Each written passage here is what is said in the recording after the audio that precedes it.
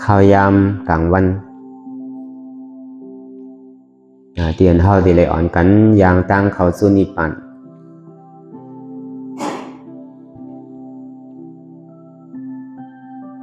ศาสนาพุทธคำพลางเป็นเสาเฮิงเปิงใสมาว่าได้อยู่2 หิง 5 ปัก70 ว่าลังนี้ปีใจ2 หิงไปปากเศร้าปีก็จัดสกเรตหิง3 ปัก88 คู่อุตุข่าวผลในว่าเดิน8 ตุติยะลองมาวันละอยู่4 ค่ำเดิน9 ตุติยะปลายปอดอกคงลองมาวันละอยู่4 ค่ำปีคิดวันที่2เดือนอากาศปี2026ในปางสร้างคือกรรมตราอนัตตาวิปัสสนาภาวนาหาหันยอดทำอนัตตาบอกกรรมทน18ปีวัดอนัตตาวิปัสสนากรรมฐานน้องเขียววันโลมลอยสะทงเวียงตาคินเล็กเมืองไตปรอกพงในก็เป็นตอนการเตียนเฮาที่ได้มาซับแรงลายจ้างคือกรรมได้ไว้วางใสอันนึงอะไรเฮาบ่ดีเป้โตเป้ใจเฮาบ่ดีฮัดตุ้นไหลที่อันเฮาติดจับกลับมาเอาตังหึงนั่นอ่อนตั้งสุดเต้เนี่ยก็คือเขานั่งขาไก่ขุดขากวาทับต่างขาซ้ายกอไหลนั้นขาซ้ายทับต่างขากวาในกอไหลมือ2 คอนต่างไว้เหนือตักเขาเนี่ยก็อย่าไว้ตัวซื่ออย่าไปเคียงหนะอย่าไปหย่อนยันนะก็วันนั้นในไล่เตียนเขาวางเส้นไหนเนี่ยมันดีมันดีต้องว่าคือเขานั่งขาไก่ขุดนั่นก็เปิดมันดีห้องหับเวทนาห้องหับเจ็บ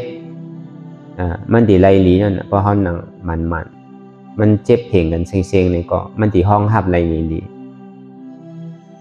ก็มันนักไผ่หนึ่งเบาไผ่หนึ่งเนี่ยมันดีให้เธอเข้ายามใครขึ้นกว่าขึ้นมาเลยแบบนั้นเลยคือมันพอเพ่งกันทางซ้ายทางขวานั่นคือมันพอเตียงเพ่งกันไว้พอเบอร์สังในพอเขาขามไรเจ็บขามไรทุกข้าเนี่ยก็ใส่ในมันหยิ้มไว้อย่างว่าทุกข้าตัวนี่มันตันทุกข้าใจเขามาเจนจาวนตัวพอเอาทุกข้าใจมาเนี่ยเหมือนใจมาเนี่ยตั้งขึ้นก่อนจังรับวนกว่ากาวากาเป็นเนี่ยจองว่ามันลีโกความนั้นเลยนังคือใจเขามันติ่มพงผิว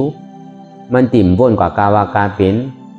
เดี๋ยวพอเดียวใจว่าเนี่ยมันมีขอบมีเหรียญกว่ากาวากาเป็นใจตัวนั้นน่ะลีโกเลยเปิดมือเฮาเป็นอยู่มือเฮามีรองตั้งอยากอยู่มือเฮามีรองตั้งขันใส่รองตั้งตุ้มเตอใส่เนี่ยใจเนี่ยมันดีเหตุการณ์นั้นเพราะวันนั้นพอเมื่อเฮาเป็นใครมาอยู่ดีมาเลยสังทำดีตายมานั่นเลยสังใจเนี่ยมันดีกว่าติดก้อนเนี่ยติดก้อนน่ะติดหอติดเฮินติดดุกติดลางติดโผติดเมติดอกจากโคของเยลนาติดเจอติดเคอว่ากาวากาเป็นพอเป็นนั้นมาเนี่ยใจอันว่าใจล่อผ่านใครใครเป็นเนี่ยก็ปล่อมาเหมือนนั้นใจต่อสานใจดำใจกำเลยอันมันเหมือนอกเหมือนใจเขาก็ปล่อมาเหมือนนั้นใจโมหะนั่นก็ปล่อมาเหมือนนั้นใจหมาหน้าเนี่ยก็ปล่อมาเหมือนนั้นลองตั้งล่อผ่านต่อสานโมหะหมาหน้า4 ตัวเนี่ยมันถึงพูดปลอบเกิดขึ้นเป็นมากเมื่ออันใจเฮาผิวเหมือนเฮามีตีปึงเกลีนั่น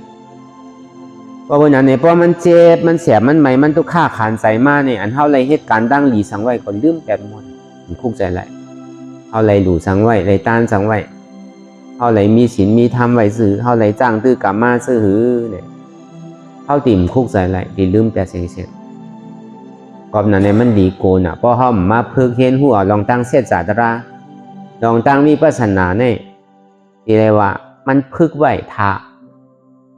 เมื่ออ่ำไปเท่าก็คือมันเท่า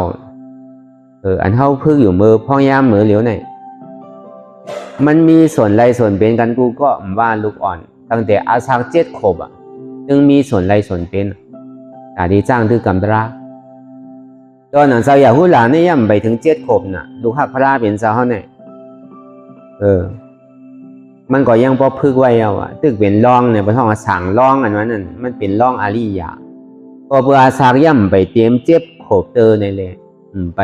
ไล่ตลาเตอเนี่ยมันตึกเป็นร่องอยู่นี่แหละตึกเป็นแกมเป็นร่องนั่นน่ะเป็นอย่างที่ห้องสั่งร่องนั่นน่ะลูกที่นั้นมากเขามาวนท่าสางตัวนี้เนี่ยลูกหากพระราเป็นเจ้าเนี่ยโลขี่จ้างโลขี่ม้าโลขี่รถขี่ก้าวัวก็มันตายไก่ก็มันตายหมูก็มันตายเป็ดก็มันตายไก่ก็มันตายเราก็มันเซ็งปียาก็มันเซ็งเงินก็มันเซ็งให้สั่งร่องในไปมากเลยนะพอไปสั่งในนั่งยาสอดลาเนี่ยเมื่อพระราเป็นเจ้าเขาเลยเป็นซับบันอยู่ใต้หยาเนี่ยในเกาะถึงที่เอาว่าวันเป็นปอคุณอคำสีสุโธธนานั่นในถึงที่บอกกล่าวปันพองเมืองมันแหละกับผิดป้างเอาก็เป็นลูกเขาปอกมาเมืองเลยเขาก็ห่างแหนอยู่จุ่มซึกเขาในหนึ่งเหงว่ากว่าพอถึงตีสุนาจันตาพระเป็นเจ้าเขาเย่านี่ก็พระเป็นเจ้าเขาเลยลองตั้งอาริยเสจาสีเปิงหาหันตัดถึงนั่นก็หาหันเตียบพอดหาสังละหาหันในตัวเขาเนี่ยมันมีมั่นใจของเขาเตะหาคือมันหันอนัตตาเขาว่าหาหันว่าอ๋อตีเตในยุคนามคันธาเนี่ยมันจังกับอุปเปิงพองมันไหลอยู่ในหันว่ามันเป็นอนัตตาพอเก่าปอกเกิดขึ้นมากำไรในเกาะตัดแปดอัตตาตัวนั้นอันเก่าเนี่ยมันเป็นอัตตานั่นกำอยู่ตัดแปดอัตตาเต็กที่วิจิกิจสาในกิเลสา10 ตัว10 เปิง10 ป้าเนี่ยก็เปิลเป็นมหาสาวกานะเนาะมันเลยทางแซมปรามีมาจำหนอร่องเจ้าเขาลูกเพราะอะไรถอนตราพระเป็นสาวหาหันแจ้พอเจ้าในเกาะคืนกำเหลียวกันอ่ะสี่มากสี่โผตกเป็นยาห้านตากว่าเสียนในพองเมืองเขาแหละคนซื้อเขาเนี่ยหนึ่งเหงเนี่ยเย็นเสียวอ่ะผิดปังพระเป็นเจ้าเขาเฮ็ดที่นั้นอยู่ส่วนกว่าเป็นเกาปอกก็หายก็เป็นเจ้ายาหันตาเสียนก็ในคือทางก้อนหนึ่งห้องว่ากาลู่ตายีนั่นกาลู่ตายีเลชันหน้าเลมาเลพ่อที่ยองอันที่เกิดคมหน่อร่องเจ้าเขามอหงคำหลงสีลูกแต่นั่งแยกสอทละในพูดออกมาวันเดียวกันเมื่อเดือน6 โมงในส่วนไม่พอที่มหาพอที่นั่นน่ะก็เกิดขึ้นเมื่อนั้นน่ะตาลู่ตาหยีนั่นก็เกิดขึ้นเมื่อนั้นได้เกิดเมื่อนั้นเย่าก่อฉันหน้าอันเป็นก้อนหอล่อมากกันหน่อร่องเจ้านั่นก็เกิดเมื่อวันนั้นนางยาสอทละนั่นก็เกิดเมื่อวันนั้นน่ะมองคำหลงสีลูกอันอยู่ในว่างหอนี่ก็เกิดขึ้นเมื่อวันนั้นก็เป็นนั้นแน่ก็เป็นปอเดินที่ห้องเอากาลู่ตาหยีอันเขาเกิดโฮมวันเหลียวกันนั่นห้องไม้เนี่ยกับผิดป้างเอาลูกเก่ามาเลยกับผิดป้างเอาพุทธาเจ้ามาเลยเนี่ยบอกมาขึ้นวันขึ้นเมืองเพราะอากาศรู้ตาหยีเนี่ยก็คู่ว่ามันเพราะว่าเมื่อเนี่ยมันตึงติ่มปอกขึ้นติ่งถอยหลังมันมาเนี่ยนี่แหละถึงที่ย้อนขว้างไรอยู่ค่ะนางเฮเลถ้าเป็นเจ้าเนี่ยตีจ้ามาในเมืองเฮาเนี่ยแต่คาเป้ตีเอาปุนพรด้วยค่ะด้วยกาคาขอเปิงหนึ่งคาไขย้อนเมียว1 เปิง 1ค่ะเมื่อไขย้อนอย่างละเกาคาป้อมือยาวเนี่ยคาติ่มปอกมายาวคาเนี่ยคาขึ้นดีบวชที่เป็นสมณะที่เป็นบทเป็นดูคักพระเป็นเจ้าเมื่อใครเป็นก็เป็นเมื่อใครบวชก็เอาเมื่อว่าเอาปันขว้างอยู่ก้วยกาเมื่อดีเลยเอาดูเก่าเนี่ยปอกขึ้นมาหวานเมืองเนี่ยไล่อยู่ค่ะเป็นเช่นนั้นก็ในพอถึงนั้นมาเนี่ยก็กาถอนตะลายอย่างก็ตกเป็นยาห้านต่างกว่าตั้งเสียงก็ในก็การรู้ตาหยีในส่วนที่เอาหมอกยานั้นผิดปั้งเอาพระเป็นเจ้าปอกขึ้นมาเมืองมาช็อตเอาจุ่มปีจุ่มน่องจุ่มเจอจุ่มเคอก็เป็นนอนร้องพระเป็นเจ้าเขาในส่วนที่ห้าเอาหมอกยาวเนี่ยส่วนที่ยังมักมันว่าดีเลยปอกขึ้นเมื่อวานเมื่อช็อตเอาปอเมปอก็เท้าเย้าเนี่ยย่าเมื่อนั้นเนี่ยพอปอกมาเย้าเนี่ยก็เลยมาฮอตะลายเย้าก็เป็นปอเลยสังจุ้มเป็นเคอปีน้องเขาฉะนั้นก็ตกเป็นอาริยะซอตาปานกว่าก็เนี่ยพอถึงวันหนึ่งมาเนี่ยนางยาสอทลานเนี่ยก็ย่อมออกมาพอถึงวันหนึ่งมาเนี่ยพระเป็นเจ้าเขาจึงที่จ้าเขากันในหอจึงที่ถามถึงนางยาสอทลามีดีไรเนี่ยมีในลูกอ่อน ก็เบอร์สังเนี่ยนางยาสอทลาเนี่ยก็เป็นกูบารมีของพระเป็นเจ้าเฮาน่ะป้อมมีมันนางเนี่ยก็พระเป็นเจ้าเฮาบารมีเต็มดังเก่าย้อนเบอร์นั้นเนี่ยพระเป็นเจ้าเฮาเนี่ยเลยเข้ากับที่ลูกห้องเอาเจ้าสารีบุตรหลานเจ้ามอกกันหลังนั่นกว่าจอมเพราะว่าอะไรหันพระเป็นเจ้าเย่าเนี่ยก็เนียดโกมมาดีผาดีเนี่ยแหละเอามือเอาโหมาตีอยู่3 ปอกเมื่อนั่งพิงทุ่งในเมืองกะลาเขาเฮ็ดสินั่นพอเป็นเจ้าโผจะไหนก็สังเพราะว่าโผเข้ามาในเฮือนเย่าเนี่ยก็เอามือเขานั่นยับปันดีผาดีเนี่ยเอามาป้านาผาเขา3 กำอันนี้มันเป็นพิงทุ่งในเมืองอินเดียเขาเฮ็ดสินั่นเพราะเป็นนั้นมาเนี่ยก็มันจะมีเราลาดนี้ลาเป็นเจ้าว่าตั้งแต่เมื่อเจ้าเข้าออกเถินออกป่ากันนั่นคานั่งก็ขำนอนดีสูงขำนอนดีอุ่นดีนนนุงโคเหมือนหนังโคยาเซนั่นน่ะเหมือนหนังโคโยกีเขานั่นน่ะโคเผิกโคมป้อลีดูลีต้วยนั่นน่ะมันเป็นเครื่องย่อกี่เขานุงนั่นตั้งแต่นั้นเนี่ยพระเป็นเจ้าเขาก็จะดีฮอตราปันพอฮอตราปันเย้าเนี่ยก็นางยาสอทลานั่นเนี่ยก็ตกเป็นซอดาปานพอตกเป็นซอดาปานเย้าเนี่ยทางวันหนึ่งมาเนี่ยนอนพระเป็นเจ้าเขาเนี่ยมาตุ้งซ้อมในวันในเมืองเอาก็ฮอดถึงมาในวังหอแล้วในนางยาสอทลาเนี่ยในจึงดีบอกมันเจ้ายาหุลาวะยาหุลาก็อันมีเงาเฮอยู่ตั้งเหนือโหนั่นเป็นปอดูเบอร์เหมือนมันเจ้าย่ำไปออกวันออกเมืองตอนนั้นมีมองคำหลวงสีลูกที่พูดออกมาในวังหอเนี่ยมันกึ่งตันตาดิเว้นอมวยโคของลูกถูกลูกอีกสืบเตี้ยนเอาห้องว่าคักกุนนั่นน่ะเนาะเพราะตั้งปอดอกห้องเขานั่นห้องว่าคักกุนนั่นน่ะสืบคากุนกันนั่นเป็นอมวยนั่นความหมานความไตนั่นดูกะย้อนเอาเลยก็เนี่ยพอเป็นนั้นมาเราก็อย่าหู้หลานนั่นในจึงที่กะตื้อเดาพาเรื่องสังกันลาเป็นเจ้าตึกเดี๋ยวหาตุงซอมเข้ามาในวังหอก็ตื้อเอาพาสังกันปอเนี่ยให้ยังละเขาไขย้อนเมียวหนึ่งออกไขย้อนเดี๋ยวมันกึ่งเถิกเป็นอมวยลูกนั่นเป็นข้ากุลของลูกนั่น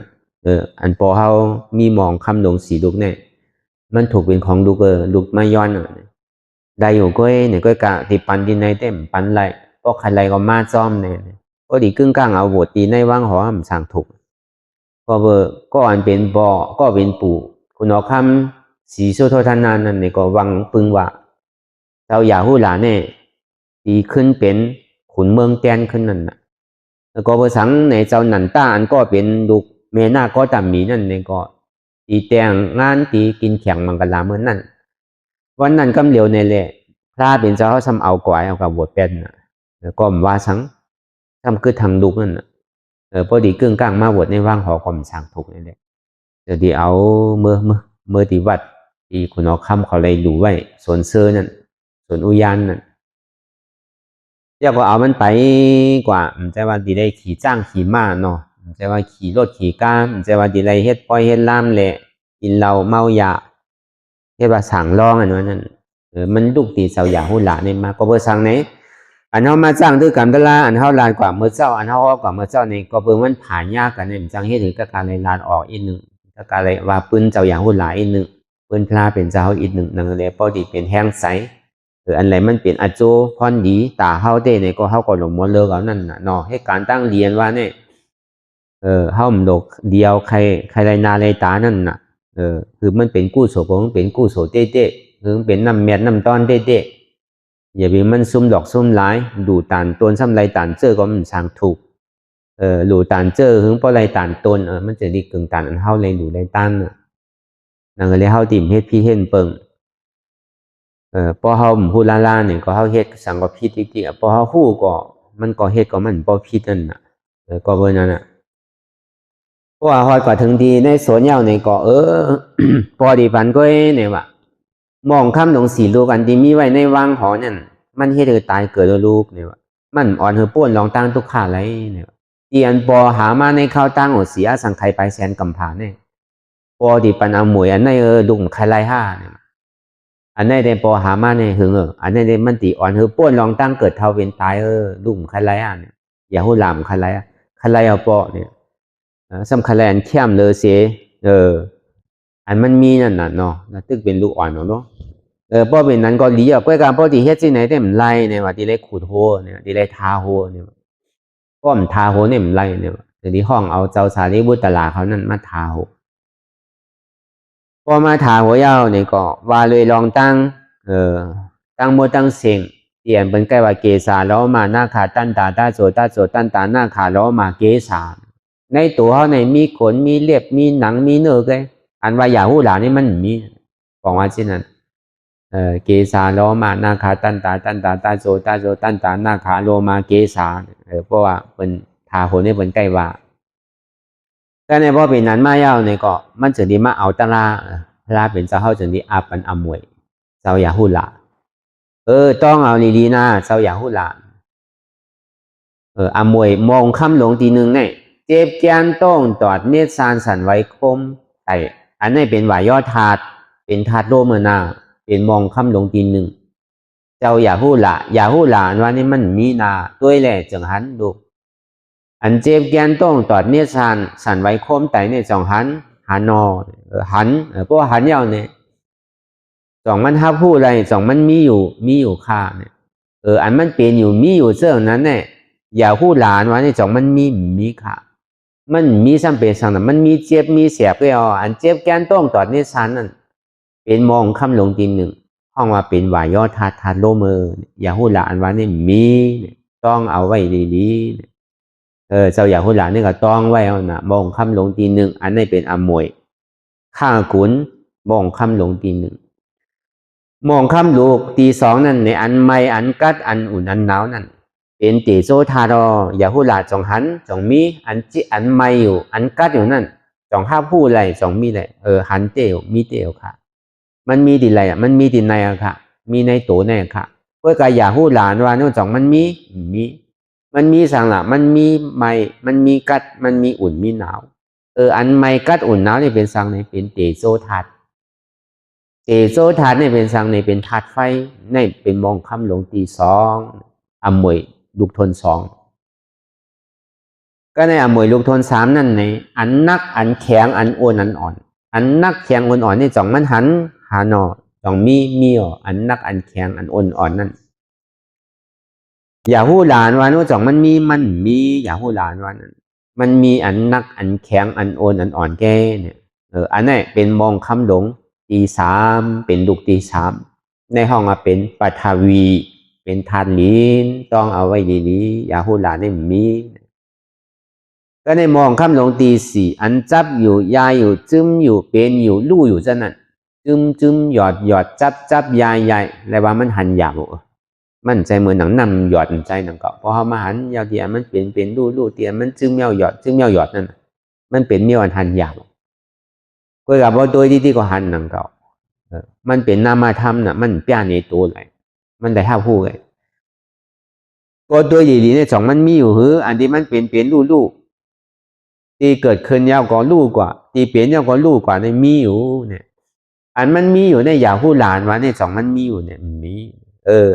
อย่าหู้หลานว่านี่มันมีเนี่ยมันเป็นอาปอทัดเป็นทัดน้ำต้องเอาไว้ดีๆเนี่ยในเป็นมองคำหลงตีสี่อันนี้เป็นอมวยตีปอหามาในข้าวตั้งเสียสังไคไปเชนกัมผะอันนี้ปอที่อาปันดูเอาต้องไว้ดีๆนะเพราะเป็นนั้นก็ขึ้นเป็นสางเอาหนาเป็นสมันนี่ว่าท้องสางลองลูกตีอันนั่นมาได้หางเคืองหางสังนะเราอย่าหู้หลังนั่นในขี่จ้างขี่ม้าในขี่รถขี่ก้ามในขี่ข้อปอข้อเมเป็นลูกคนเอาค่ำทางนั้นเนาะสังว่าปกตินั่นเนี่ยในทางเฮียนขี่จ้างขี่ม้าห้ามใจหนังเก่าในตัวอย่างที่พระเป็นเจ้าเขาพอเฮ็ดนี่ตั้งแต่โหปึ้งเงาเนี่ยอันนี้ก็พอเขาเป็นกวนหยุ่มย้ำเกลีศาสนาพุทธะเจ้านั่นเนี่ยก็เขาก็หลุยเยืองอันเนี่ยเมียวอันลีเยืองก็หลุยเยืองเมียวอันนำลีเยืองเนี่ยอย่าไปเยืองอันมันเป็นอโจพรดีตาตัวเขาเป็นอโจพรดี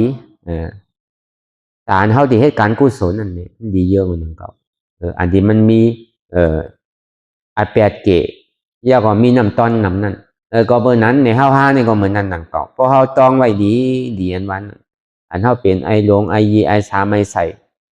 อีอีคำอีอาร์มีไอใช่ไหมอันเขามักมันซื้อเขาไว้กูก็มาแล้วเนี่ยเป็นวุ้นเจ้าอ่ะเป็นเจ้าจ้างเจ้าสั่งเมฆาวอ่ะเป็นก้นใจผู้ยิ่งว่ะเป็นก้นเทาก้นหนุ่มว่ะเป็นก้นเก๋ใช่ไหมมันเปลี่ยนรองตั้งตีมันวาใช่ไหมมันเป็นรองตั้งอันปีเงียบไปโวยกาเดียมันมีเต้ที่มันปอเต้ที่มันเกิดขึ้นเต้ห้องว่าอมวยมองคำดงสีลูกเป็นเยตนาอันเมียเจ็ดจังนะที่อันพระเป็นเจ้าเฮาอับอมวยปันเจ้าอยากหูหลานนั่นพอเขาเอาในเขาใส่ที่มันปอเกิดขึ้นเป็นมาอันเจ็บแกนตรงตอดนี่ซ้ำอ๋อเป็นมองคำดงทีหนึ่งอันไม่กระดุนหนาวนั่นเนี่ยเป็นมองคำลงตีสองอันนักวอนแข็งเนี่ยเป็นมองคำลงตีสามอันจับยายจิ้มหยอดเนี่ยเป็นมองคำลงตีสี่มีสัพพะถัดหินนำลมไพไกหุ่นเจ้าเมฆาวอันนี้มันเป็นรองตั้งที่มักมันเนี่ยเป็นพี่เงียคนไกตัวเขาวันเนี่ยก็พอมาตัวดีๆเนี่ยมันมีนั่นอ่ะจากนี้คู่หันป่องแจงแรงใจว่าอ๋อมันเป็นอนัตตาอู้เปิงพองงำหรือมันไหลอันนี้เขาเอาลองเจ้าอย่าหู้หลายเลยซ้ำขึ้นตัวจังตัวสังในก็เพราะมันเป็นเกิดขึ้นเป็นมาห้อมพอดูว่นสังน้ำในก็เพราะห้องนางเย้าในแหละพอมันเจ็บแกนโต้งดอดนิสันสันไว้โคมไต่มาเนี่ยก็อ๋ออันนี้เป็นธาตุลมก็ดูเก่าอันว่านี่มีพอมันพูดปอมาดีใจก็ดีหันอยู่ที่โตก็ดีหันอยู่ที่ใจก็ดีหันอยู่ที่เจ็บนั่นก็ดีอ๋อโตในก็มใจเก่าใจในก็มใจเก่าเจ็บในก็ใจเก่ามันเป็นอนัตตาอันไม่อยู่ในสังกัดอยู่ในสังอุ่นอยู่ในสังหนาวอยู่นั่นในสังเนี่ยเก่าอันว่านี่มีดูอันไม่อยู่กัดอยู่อุ่นอยู่หนาวเนี่ยเป็นธาตุไฟมันใจเก่าใจโตเก่าใจเก่าเจ็บเก่ามันเป็นธาตุไฟไงอนัตตาอันนักเอาบาวันแข็งอยู่อันโอนอยู่นั่นอ๋ออันนี้ก็เป็นธาตุดินแกเป็นปฐวีธาตุใจตัวเก่าใจเก่าเจ็บเก่าเป็นอนัตตาเดี๋ยวมันจับยายซึมหยอดเป็นรูนั่นนี่ก็อ๋ออันนี้เป็นอาปอธาตุน้ำใจเก่าพอเขาว่าเป็นบุญเจ้าบุญเจ้าอันว่านี่มีเจ้าสั่งอันว่านี่มีเมฆาวอันว่านี่มีผู้หญิงผู้ชายอันว่านี่มีก็วันนั้นในนี่ป่านเนี่ยพอเป็นบุญเจ้าก็ตีไรกว่าใช่บุญเจ้าก็ไรเมื่อเจ้าสั่งก็ไรเมื่อใครเฮ็ดก็มันไหลผู้หญิงก็ไรเมื่อผู้ชายก็ไรเมื่อผีลูก็ยังไรเมื่อน่ะอันจะเป็นผีลูผียากเขาเจ้าก็ยังไรเมื่อน่ะผีเขาสร้างเขาก็ยังไรเมื่อน่ะนี่ปานเนี่ยอันไรเมื่อเนี่ยเป็นสัตว์เดรัจฉานแกมีส่วนไรแต่ที่ไรเมื่อเป็นนาคาใช่ไหมก็ไรเมื่อหนึ่งก็เพื่อเขาเป็นคึงสัตว์เดรัจฉานเนี่ยเป็นคึงผีพุงตะโคเด็กก็เหมือนผีอยู่ก้วยกะมีปุนพรตาดีไรส่วนเป็นตาดีเฮ็ดจ้างตื้อกำตราเนี่ยมันไร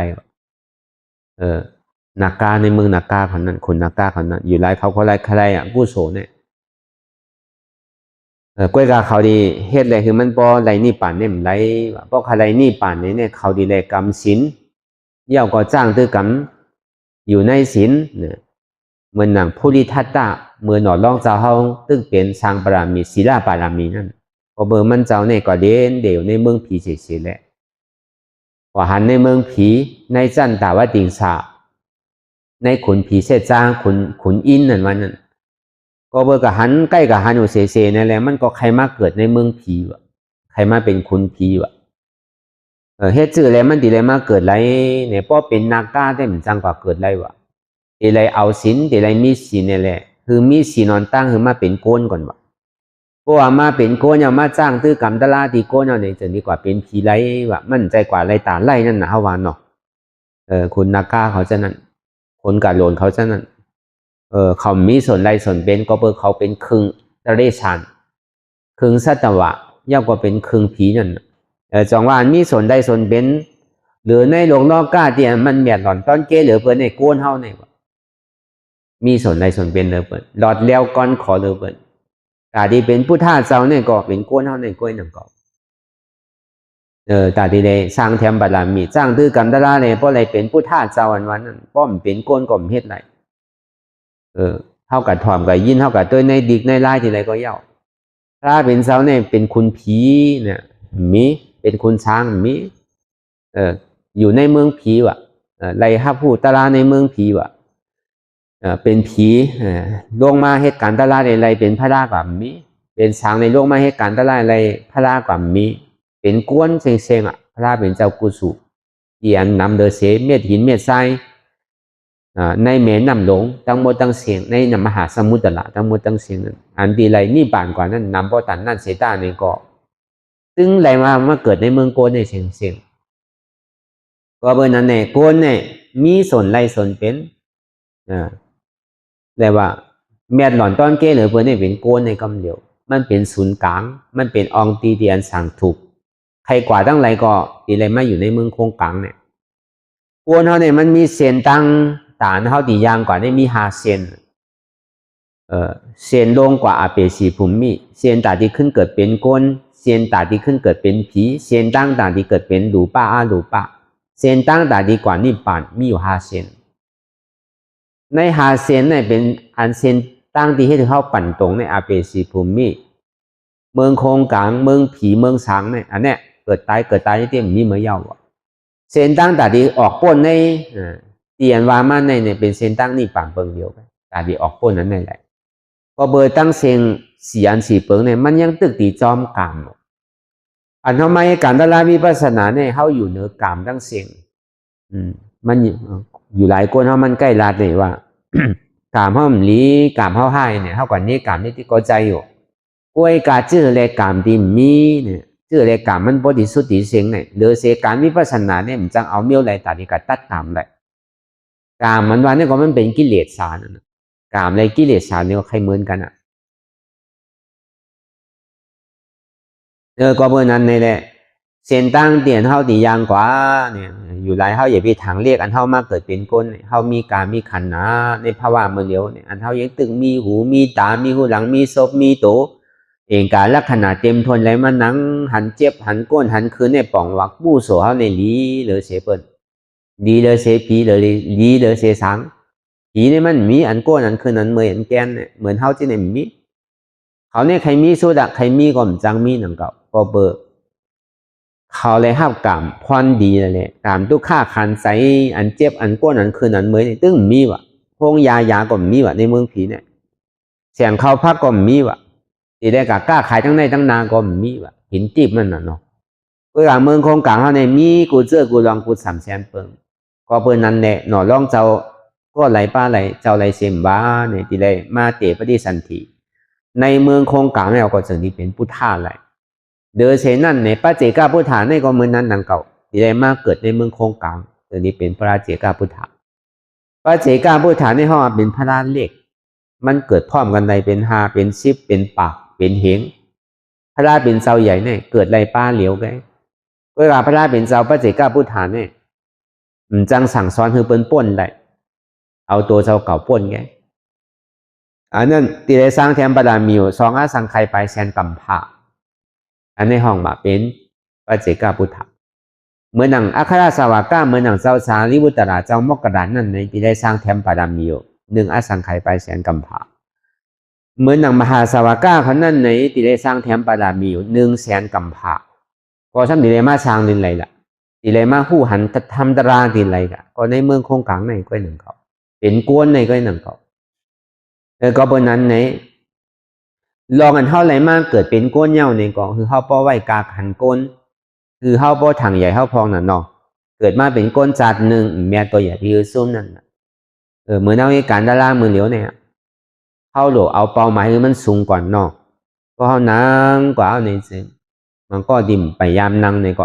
หยาบทันเนี่ยนางตาลาเนี่ยทุกข้าบ่ทันได้เนาะเนี่ยต่างเมี้ยย่ำทุกข้าทันได้รู้นี่ป่านนี่ร้อยๆก็เอากันมือในมันไรก็มือผูกก่อนกันมือผูกมันไรวงนามาก่อนกว่าวงนามามันไรในก่อนเดือนหน้าก่อนกว่าเดือนหน้ามันไรก็ปีหน้ามันไรก็จัดหน้าก่อนกันมันไกลกว่านิดนึงน่ะเพราะใครไรเนี่ยมันดีไรฮัดอย่าไปไกลนั่นน่ะโดดเรียนจำจูมันดิเหมือนเฮาใกล้ห้อมเมื่อวานเพราะใครป่นทุกข้านี่อย่าไปทุกข้าว่ะ ตีไรเห็นหู้เลยอยู่จำมันกว่าทียิงหามันยิงซอกหามันยิงทบยิงยามันยิงไรหู้ไรหันดองตั้งเจ็บน้ำกระหือขันว่าขันใจน้ำกระหือในเกาะตั้งตุกขาเนี่ยมันดีจืนกว่าเมื่อหนังเขาเอาน้ำขุนเตียนมัวไว้แหละมาแจกถึงมันใส่มันดิ่มกึ่งกลางใส่กำเหลียวเขาจะได้ใจเขายามอีกหนึ่งพอเขามีหยาปียาก็ใช้อยู่นั่งเก่าอันไหนมันเหมือนนั้นอันไล่เขาจูตุกขาคือมันเกิดตุกขาไวๆนั่นพอเขาจูมันเนี่ยตุกขาเนี่ยมันดีกว่าหายกว่าเพราะว่าเขาไปมันเนี่ยช่างเหมือนอย่างไก่อยู่จำมันว่านั่นไปตุกขาเนี่ยมันป้วนอะไรแค่ปลายคือว่าซ้ำขึ้นจำขนาดนั้นเหมือนเงาเรียนจ้องโกนเท่าก็บนนั้นในโลกุตละอันเท่ามาจ้างตื้อกำตะลานนั่นเท่าติดเดี่ยวติดมวนติดเซอเท่าโกดองดังตุกขาอันเท่าติดเดี่ยวติดมวนติดเซอเท่าติดสุขาเนี่ยเท่าติดไรสุขามันเป็นสุขาตีห้องมันเป็นสันติสุขามันเป็นสุขาที่อันแจดจังมันเป็นสุขาตีมีดองตั้งตุกขามายาเกาในจิ๋มจอมในห้องเป็นสันติสุขาในนิพพานสุขาต่างเสื้อต่างรองในโลกาหลงเนี่ยมันยังมีต่างเสื้อต่างรองมาจิ๋มเป็นคุณผีอยู่ในกอมันก็มกัดเย็นหนังเก่านะเป็นคุณเมืองก็มกัดเย็นเนาะเขามาตัวอยู่นี่ได้อยู่ได้ยั่งได้กัดเย็นพอมีอาณาอำนาจนำในกอเป็นซ้ำหิมอาณาอำนาจกันนะมันก็มได้อยู่กัดเย็นได้อยู่ดอนเดียวอีกกว่าเลยก็เดี๋ยวก็มได้โกเบิ้ลคาโกเบิ้ลแหมโกเบิ้ลเททางนี่น่ะมันเป็นขุนเป็นเจ้าเป็นจอมหมู่ก็มันได้อยู่กัดเย็นนี่ปอกเป็นอันหยาบอันพื้นอ่ะเจ้าอ่านน่ะอำนาจมันเดียวก็จิ้นจ้าตัวอย่างดีกว่าทีไรหนึ่งปอกหนึ่งตีได้ง่ายๆด้วยกว่าไรห้างก้อยคอน่ะทีไรห้างแฮนตับซึกกว่าทีไรไปจอมตาจอมตังเอาซึกไปว่าเต็มนู้เขาว่าโกตายน่ะคนจังเขาก็ซ้ำน้ำนู้จังว่าอ่องเป้วานเป้เมืองอ่องเป้โกนเนี่ยมันใจเป็นดีอ้ำมันถึงมียานสู้อ่ะไอ้อ่องเป้คือก็อยากเพราะอ่องเป้ตัวเป้ใจเนี่ยมียานสู้สังว่ะอันเท่ามาสร้างตื้อกำดาราในเท่าหลวอ่องเป้โตเป้ใจอ่องเป้กิเลสาลงเขียนเท่าเป็นถาดเป็นขามันมาเขาย้ำหึงเนี่ยอันนี้เท่ามาพึกแต่ที่อ่องเป้โตเป้ใจอำโลกไข่เป้เปิ้นโลกไข่เป้วันเป้เมืองโลกไข่เป้หังอ่ะเป็นสังกอมชามสาเป็นพีก็ตู้ข้าเหมือนหนังพีอ่ะคนเชจ้าเนี่ยก็อำไรหนังเก่านั่นเพราะอยู่ก้นอันจ้างตื้อกำดารามีศีลมีธรรมกัดแขนเอาในตีนังมันเจ้าก็ห้อนหนังเก่าพ่อนซื่อเนี่ยอันเป็นกัดแขนเป็นดีตายก่อนทำทีจังกัดแตนมันก็โกหนังเก่าบางปอมสั่งถั่วจังเอาพีเขามาย่าที่ไหนก็มีมันยามมีในปืนในหาปัก50 จัดในมีน่ะเจ้ายาเช่เขาจ้างตื้อกำดาราก็เบอร์มีศีลป้นตีนานเลยตีอยู่ตั้นเซาขุนหมาฆ่าขุนเสียจานในพวกห้อนพวกแข็งกว่าเสียงว่ะพอมันตัวมาในเมืองคงกลางเนี่ยจะหันเจ้ายาเช่เขาตึกจ้างดาราโอ้เจ้าอย่าเซแต่เนี่ยมันจ้างตลาดกัดแขนนะรู้ไหมทางอีกหนึ่งมาเดี๋ยวมันดิมาแจนตีเขาอ่ะก็กล่อมเพียอย่างหนึ่งเสื้อหนึ่งรองได้อ่านหนาเขาดีโต้ก็ว่าเขาติ่มได้อยู่ช้ำสาถึงที่เอาคนผีมันมาย่าเอานั่งผีมาย่าย่าพอถึงดีลู่เด้ที่ไหนก็มีมาตั้งนำอย่าไปว่าเป็นก้นเถอะเป็นผีก็ย่ำช้ำสาก็เป็นนั้นในโลกโลกาโลงันวันนั้นเขาเลยมากเกิดเป็นก้นเนี่ยเลยว่ามันเมียดหนอนตอนเกหรือเพื่อนก็เบอร์เป็นก้นเนี่ยมันมีส่วนใดส่วนเป็นแต่ที่ไรมากไรผลเนี่ยก็เบอร์เป็นก้นเนี่ยจังที่ไรก็เบอร์หังในขันธา5เปิดเนี่ยมันเต็มทนลองเจ็บลองเสียบลองไม่ลองแกนลองขี่ใจมองใจลองยุ่มลองโขเนี่ยมันไล่จามกูเจอกูลองไล่ขามกูเจอกูลองเนี่ยเลยอายาสามมันเนี่ยมันเต็มกว่าเสียมันมีพิกดีอีกถึงดีเกิดถึงดีนั่นน่ะเนาะมันเปลี่ยนที่นั่นมันหู้หับอะไรดีๆในเวทนากูเจอกู300,000 ปึ้งน่ะก็เบอร์นั้นแหละสังเวกาตลาเนี่ยมันนำหรือเสพีเขาสร้างเขาตาอันเลยมาเกิดเป็นก้นนั่นก็เบอร์นั้นในจองว่าคือเฮาทางใหญ่เป้าหมายสูงสุดของเฮาเนี่ยเป็นนิพพานนี่แหละคือมันย้อนอันสูงไว้กำหนึ่งเนาะพอมันตกมากกว่ามันเจ็บนั่นน่ะกำเขาย้อนว่าเขาเกิดมาเพราะว่าจัดเนี่ยเขาก็เลยอยู่ในต้านอยู่เขาก็เลยกำชินพองอยู่หลังว่าพอก็ตายก็ได้ก็ตกดีซ่าหนังเก่ากว่าเกิดขึ้นเป็นก้นก็อีกขึ้นเป็นพีอยู่ว่าเนี่ยอันนี้มันอาถรรพ์เรียกป้นตี เขาหลวทางใหญ่ซื่อเนี่ยเขาให้การตลาดเป็นหรือก็เย่ามีดีพึงเกอหลีไรเตะเดือเสียวตัวเขาเนี่ยจนดูดปันพระตราสังกาก็มันเสียลายยังยังก็ติ่มกว่าจ้อมเก่าเตะคือเขามาเพื่อสร้างคือกรรมตลาดเตียนเขาเหตุกันอยู่พองยามเมื่อเร็วเนี่ยเมียเดือเสียในก็มีฐานเขาที่ฮัดจุนตัวจุนใจจุนเจ็บอะไรเนี่ยก็เมียเดือในก็มีแถมก็เบอร์นั้นในไล่เขาเฮ็ดในก็มันก็เป็นฐานหน้ากว่าไล่เดียวก็เป็นฐานหน้าในปรมัตเป็นฐานหน้าในปรมัตถาเสียจะเป็นฐานหน้าที่อันเมียหล่อนต้อนเกเดือวันตั้งเสีย